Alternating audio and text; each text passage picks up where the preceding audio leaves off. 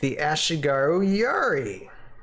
These are spearmen. Okay, so human, common squad, Ashigaru, discipline, medium 5.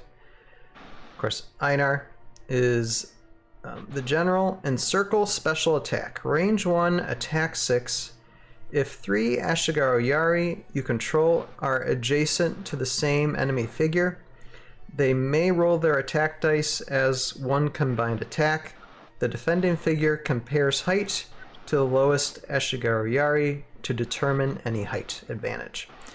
If Encircle special attack is used, the 4th figure that moved this turn cannot attack.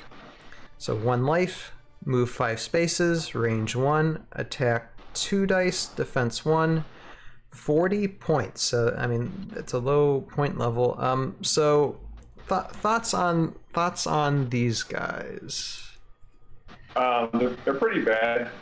They have a better version of the zombies Encircle or whatever. That's what I was thinking too. Like I know zombies do kind of basically the same thing, and you can bring them back to life.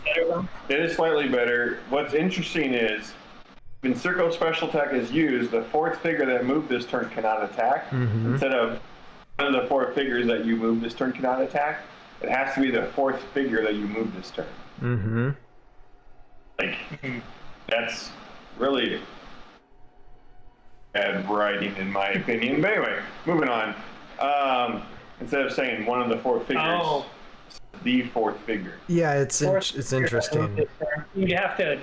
So technically, if you're following the rules exactly, you have to move the 3 first and then the 4. Yeah, you'd have to pay attention to how you're moving your figures. Most places are pretty casual, and most players aren't going to care about that. But yeah, I mean, 2 attack, 1 defense for a melee unit, really bad. The only thing these guys have going for them is they're 10 points each. Mm-hmm. And like I said, Kato can do some shenanigans with the Yarrow and the Harks, so you can get 8 attacks per turn in magical Christmas land. Overall, they're just bad. Like, 1 defense is so bad on a melee squad.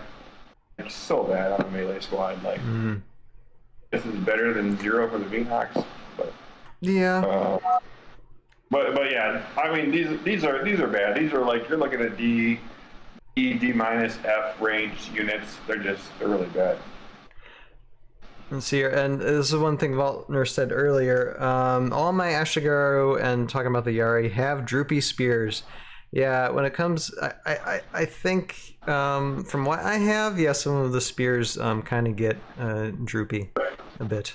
I've got like 4 or 5 squads, and some of the spears are broken off, and yeah, it's just, they're not. I mean, the good news is I'm never going to play them because they're pretty garbage, so I don't really care. But what's interesting is that in Delta, the Harcubus actually went up 5 points. Seriously, wow. And Kari went down 5 points. Did Kato go down? I'll look up what Kato did. And again, when it comes to cost, when it comes to like dollar value, these guys are very expensive. Yeah, it's just like, again, like you said, I mean, when it comes to aesthetics, or if you really want to collect, okay, search for them. But as far as gameplay, yeah, I mean, zombies are still expensive, but they're a bit better. Went down 40 points. Let me see here. When it comes to synergies again, but it's just like the Harcubus, Kato, Sacred Band, and not much customs. Yeah, Valtner says wave 6 figures I felt were more expensive while I was collecting. Yeah, I mean, it's just, yeah, I don't know what it is with these guys. Maybe it's just the point value. Maybe it is the, historical significance for them. I mean, I felt lucky when I got them for, kind of like a special deal. But yeah, I mean, it's just not much to go on. Again, it's like, hopefully it's something that a Renegade can build on in the future with some of these miniatures that aren't as valuable without the proper like bonding and such. How about I go into, let's do the character bio for these as well. Let's see, all throughout the feudal period of Japan, there have been a place for the lowest class warrior, the Ashigaru, on the battlefield.